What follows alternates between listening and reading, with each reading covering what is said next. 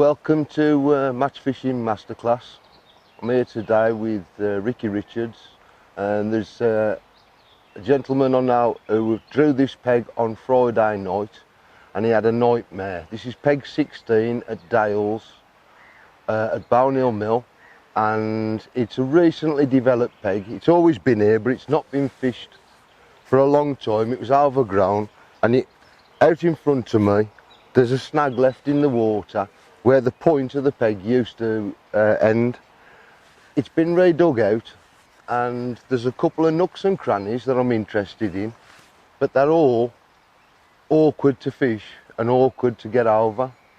So what I'm going to do today is try and combat these features that Phil had to endure on Friday night and ended up with no tackle left set up and no elastics left in his pole. So we're going to have a little look at it and see what we can do. I think I'm going to start off down in a little bay to my left hand edge, which is really behind me, but I've got to get over some reeds to get them in front of me to net. But then obviously I've got the snag in front of me that might incorporate problems. There's also a tree leaning out over the water to my right, which is actually lying across the surface of the water with some brambles down the edge. It looks lovely and it plumbs up lovely, but I think it could be very tricky. And also there's a short line in front of me. This area of the lake's very shallow, but I've got probably 2.5 to 3 foot on top kit plus 2, just short of the snag, and that's normally a good line for some bigger fish in this area. So let's have a look and see what we can do. Right, what I'm going to do now, I'm going to quickly talk you through my gear I'm going to be using for the approach today. And when you're snag fishing, it's very important that you get your balance of your gear right. And the main thing is it's got to be strong and it's got to be resilient. I've set up for the purpose 3 top kits. Now these aren't a standard top kit. This is a Shimano Beastmaster margin pole I'm going to be using, and really what I've done is taken the top 2 sections completely out. I've put a bush in the end which is about 10mm, and that is what you would use as a nose cone in a match kit for a diver pole, and I've just had to shave a little tiny bit off it just so as I can glue it in. So this basically, this is the 3 and the 4 of the Beastmaster pole. Still got a puller bung on, and it's got Vespi 3.6mm elastic, which is very, very strong, and I believe breaks at about 50 pound. Rig I'm going to be using, first one, is a bottom down curb in a 5 number 8 with a bulk set about 4 inches from the hook. And the hook I'm going to be using on this rig, this is going to be for my worm rig today, because I'm fishing heavy lines. I don't want to be messing about with small baits, so I'm only going to be using 2 baits today. You can use paste, but what I'm going to use today is just maggots and worms. This rig is my worm rig, and on the business end of that I've got a Drennan carp feeder barbless in a 12, a really, really strong hook with an offset point, and really digs in the side of the chops and gets the job done. It also, because it points back slightly, it helps out with holding the worms on. I'll show you a bit more about that later. The second rig is the same top kit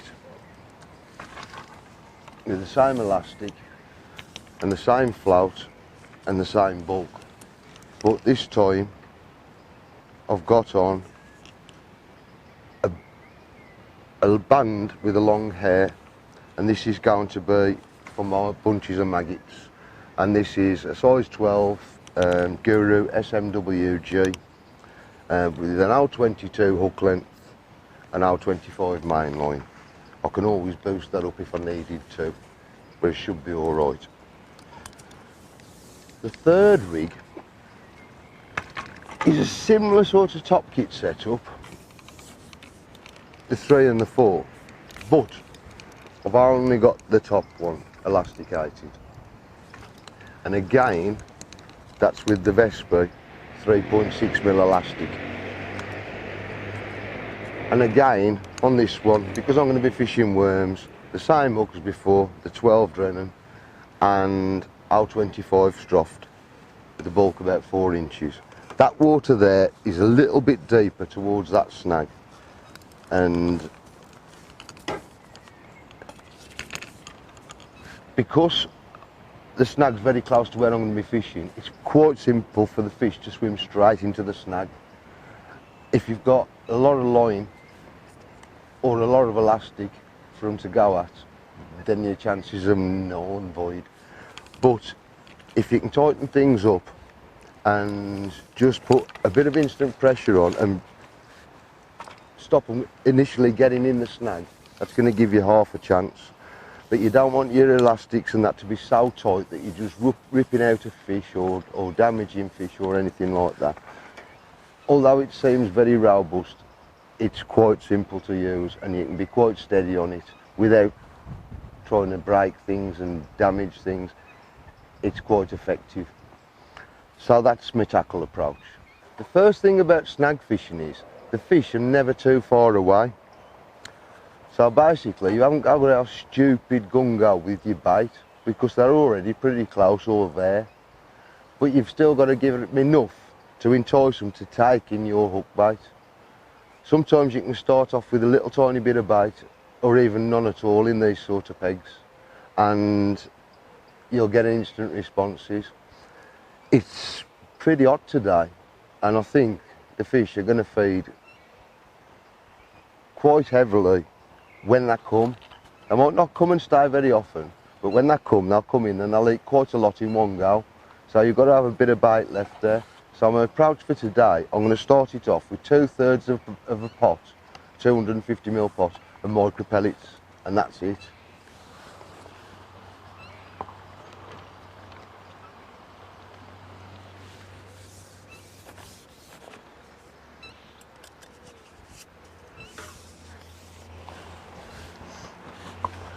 Now before I started, I put my arm in down the edge on this peg and I felt that there was a log in the way, so I've had to move out because the log's lying across the bank, and I'm going to feed a little bit further out so the bait doesn't fall on top of it and get the fish to come straight on the top where I'm not going to be fishing.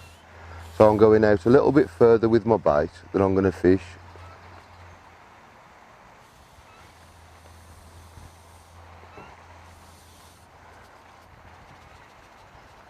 And I've just put a little carpet of micro pellets there.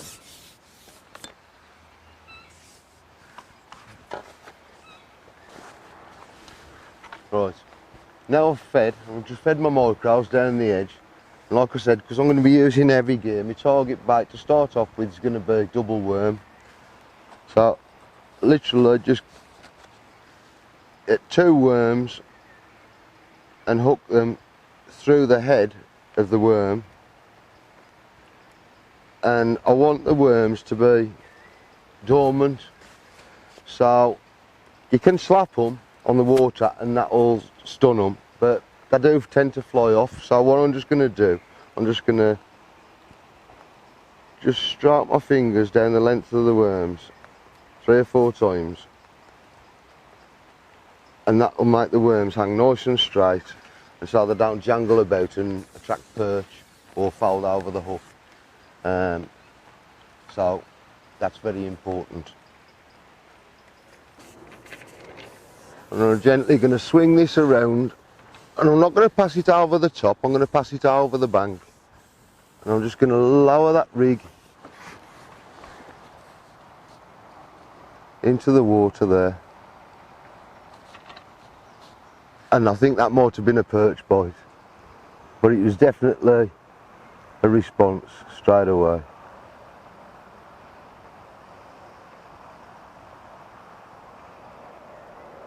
At the moment this margin is literally solid with perch, so what I'm going to do, I'm going to try and choke them up a bit and give them a good dollop of maggots to try and choke them up.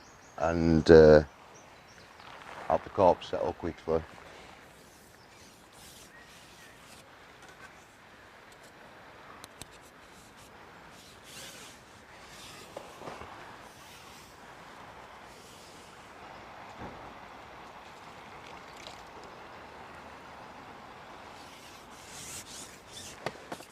Right, so you've just seen that I've just put a pot full of bait down that edge there to see if I can choke them perch up. And what I'm going to do, just while that settles a bit, I've just put a little bit of micro in that side, and I'm going to try down the right hand edge by that tree and see, because I don't expect there to be so many perch there. There's a lot of silvers around here, and it's probably because of the vegetation and the reeds. There's not so many reeds and that this way, so I'm hoping I'm just going to get straight into carp down this way.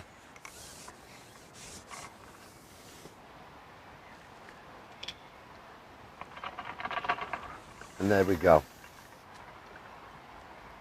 Well, that elastic stopped that from going under the tree straight away.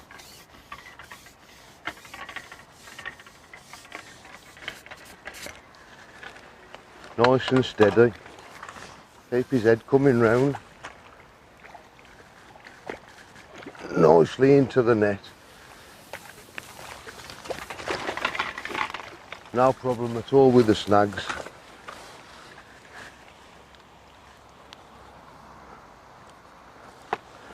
And there we've got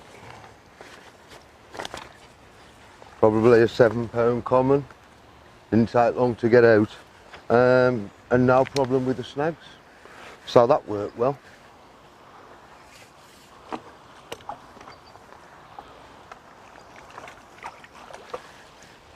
And into the net she goes.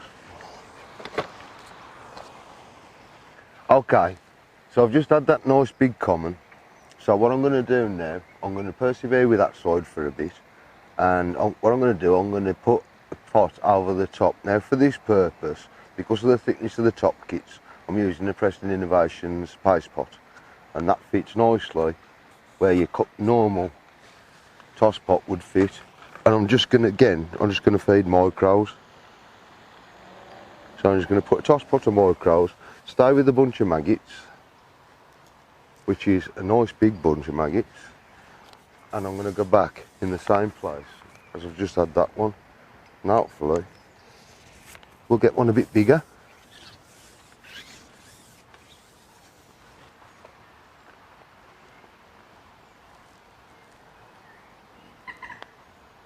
So put the micros, glug them in.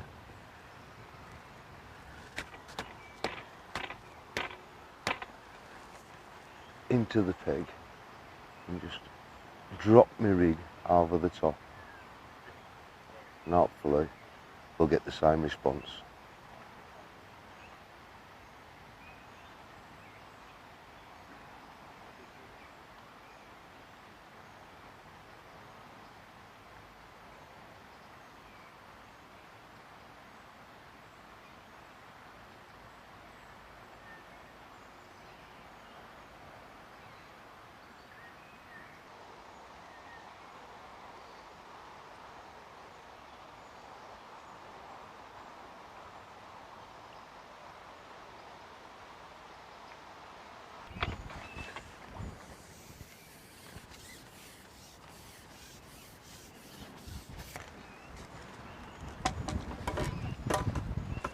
Go away from the slag straight away into control.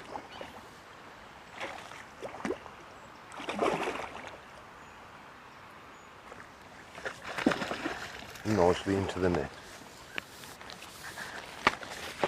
Quite lively still.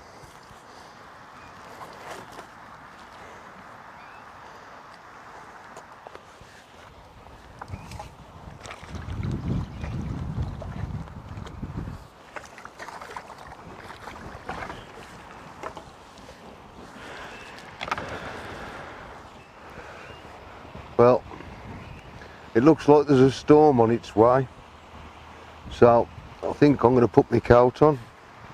So what I'm going to do while I put my coat on is just put a bit more bait down this left hand edge, and then maybe we'll have another look down there to see if them perch have gone and we can get into some carp.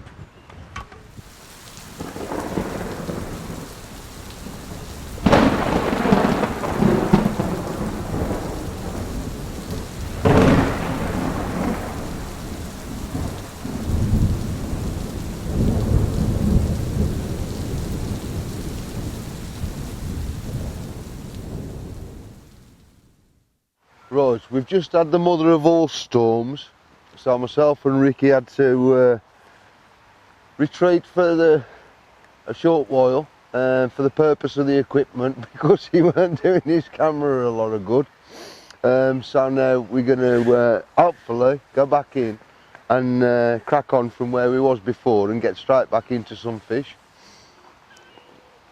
Staying along with the bunch of maggots at the moment, and I'm introducing a few maggots now in with the micros, just a few dead maggots, and hopefully we shouldn't have any perch problems and we can get some nice decent sized carp on the go.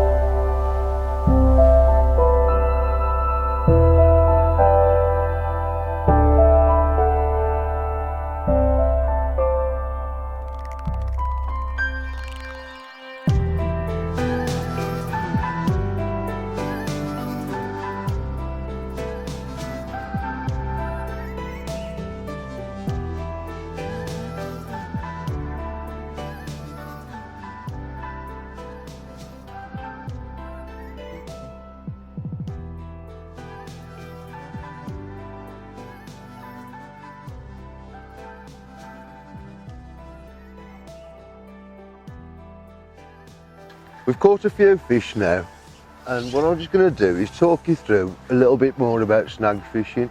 When you're snag fishing, you really got to be alert. You can't afford to take your eye off the ball at all. If you're not looking and that float goes under by them snags, by the time you've turned round or felt it, they'll be in them snags, wrap you round, break you off, do your elastics, do your sections. You've really got to be alert. So it's important that you're ready as soon as that float moves. Connect with the bite and lean into the fish. Don't point your pole at the fish. If you point your pole at the fish, it's freeing up your elastic to do whatever it wants. That can go as far as they want. You've got to lean into that fish and you've got to try and pull the fish around away from the snag. What you don't want to do is give them any chance whatsoever of making it to that snag, because then if they do, you're going to not only disturb your swim, but you're going to break up your tackle, you're going to spend time setting back up and whatnot. So it's really important to really be alert for when you're doing this, and make sure you take control, or basically take the bull by the horns and show them who is the boss. This feels like a small fish, this does.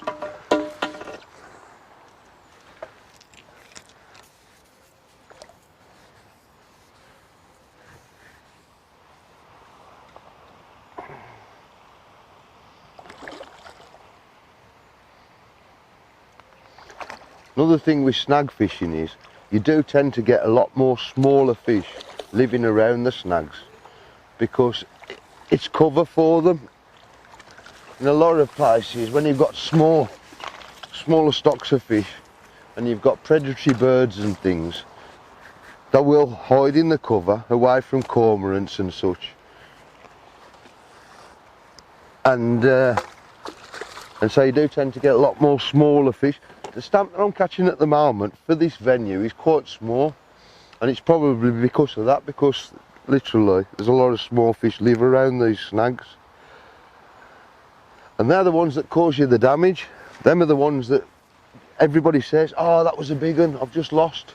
Most of the time when you lose them things that go marauding off, they tend to be smaller fish and they're very excitable, whereas the bigger fish tend to plod about and not be so much trouble.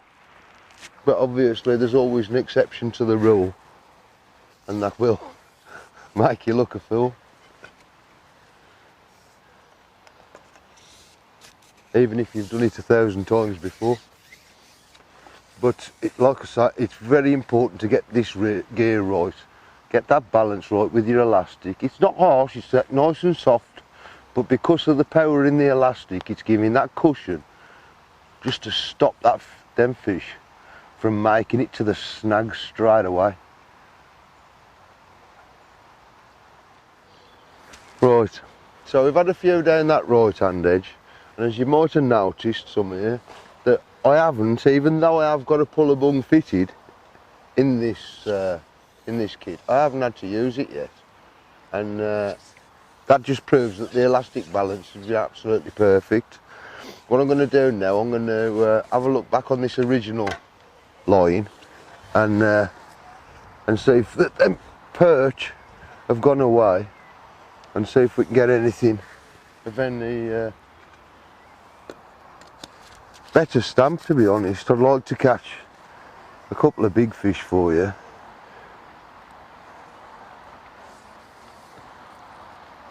Just like I said earlier, they haven't been massive by normal standards, the fish that I've had up until now.